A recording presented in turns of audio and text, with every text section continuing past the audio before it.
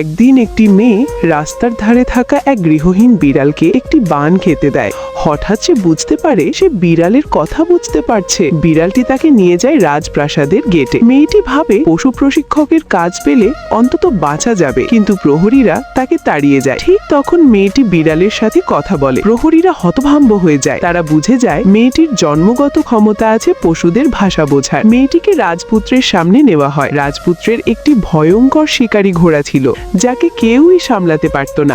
মেয়েটি শুধু ঘোড়াটিকে নরম করে কিছু কথা বলে, আর মুহূর্তেই ঘোড়াটি শান্ত হয়ে যায়। রাজপুত্র অবাক হয়ে যায়। রাজপুত্র শর্ত দেয় 3 বছর কাজ করলে 3000 রূপা পাবে, আর তাকে সিংহাসনে বসাতে পারলে মেয়েটি উপপত্নীর মর্যাদা পাবে। মেয়েটি রাজপুত্রকে ভালোবেসে ফেলে। 3 বছর সে মন দিয়ে কাজ করে। শেষ পর্যন্ত রাজপুত্র উত্তরাধিকারী হয়। কিন্তু মেয়েটি জানতো না রাজপুত্র তাকে শুধু ব্যবহার করছিল। তার আসল ভালোবাসা ছিল অন্য এক নারীর।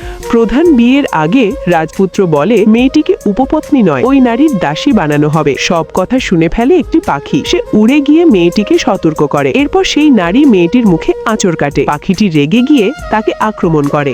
রাজপুত্র এসে উল্টো মেয়েটিকেই দোষ দেয়। মেয়েটিকে শাস্তি দেওয়া হয়। পাখিটিকে তুলে দিতে বলা হয়, কিন্তু মেয়েটি পাখিটিকে মুক্ত করে দেয়। এতে রাজপুত্র ক্ষিপ্ত হয়ে মেয়েটিকে নির্মমভাবে মারধর করায়। তখনই মেয়েটি বুঝে যায় এখন তাকে চলে যেতেই হবে। ঠিক তখন সেই বিড়ালটি আবার আসে, ব্যথার ওষুধ এনে দেয়। বিড়ালের মালিকের সাহায্যে মেয়েটি শহর ছাড়ার অনুমতিপত্র পায়। রাজপুত্রের বিয়ের আগের রাতে বিড়ালটি প্রতিশ্রুতি রাখে। মেয়েটি প্রাসাদ ছেড়ে পালিয়ে যায়। পরদিন রাজপুত্র এসে জানতে পারে মেয়েটি চিরতরে চলে গেছে। সে অবাক হয়ে শুধু বলে, কি সে চলে গেছে?